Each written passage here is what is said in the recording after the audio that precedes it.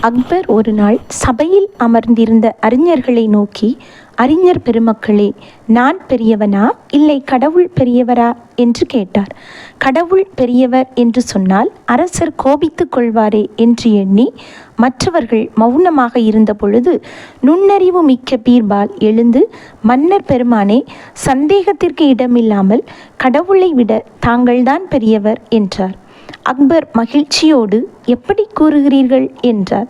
சக்கரவர்த்தி அவர்களே, என்னை தங்களுக்கு பிடிக்கவில்லை என்றால் உங்களால் நாடு கடத்திவிட முடியும். கடவுளுக்கு என்னை பிடிக்காவிட்டாலும் நாடு கடத்த முடியாது. உங்களால் முடியும், கடவுளால் முடியாது.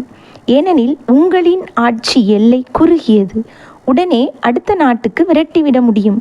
கடவுளுடைய எல்லை அண்ட சராசரங்களிலும் விரிந்து இருக்கிறது.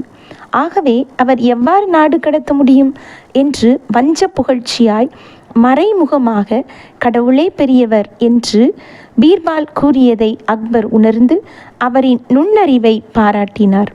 அழகு உடையவராய் இருப்பதை காட்டிலும் அறிவு உடையவராய் இருப்பதே சிறப்பு.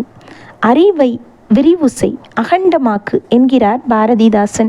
ஆண்டவர் அரசர் சாலமோனுக்கு கனவில் தோன்றி, உனக்கு என்ன வரம் வேண்டும் கேள் என்றபோது, மக்களுக்கு நீதி வழங்கவும் நன்மை தீமை பகுத்தறியவும் தேவையான ஞானம் நிறைந்த உள்ளத்தை அடியேனுக்கு தந்தருளும் என்று கேட்டு பெற்றுக்கொண்டார். எனவே கடவுளிடம் நிறைய அறிவை கொடுக்கும்படி கேட்போம். ஏனெனில் அறிவு என்பது இறைவன் தரும் கொடை.